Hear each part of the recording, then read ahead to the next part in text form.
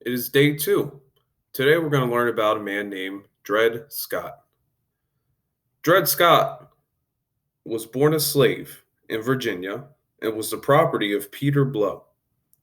When his master died, Scott was then bought by Dr. John Emerson, an army surgeon. Emerson traveled to Illinois and other parts of the modern-day Midwest, taking Scott with him.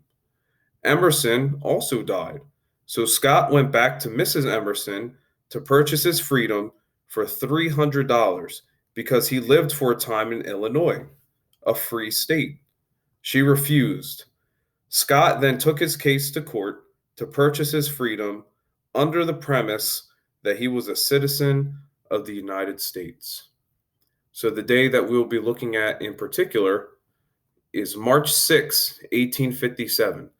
This is when the Dred Scott decision was made, and it denied the right of citizenship to Black people after slavery ended.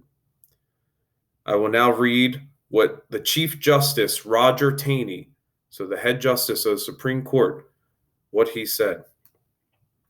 We think they, and he's talking about people of African ancestry, are not, and that they are not included and were not intended to be included under the word citizens in the Constitution, and can therefore claim none of the rights and privileges which that instrument provides for and secures to citizens of the United States.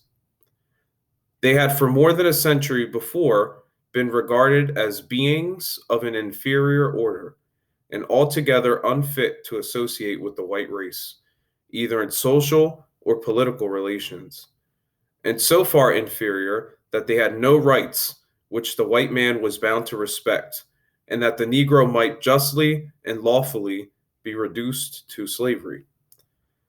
He was bought and sold and treated as an ordinary article of merchandise and traffic whenever a profit could be made by it. So very terrible things that are said about our fellow human beings. But unfortunately, this is how people thought. All right. And I just will show you real quick the illustration, picture of Dred Scott. All right. So that is who that is. Stay tuned for our next day.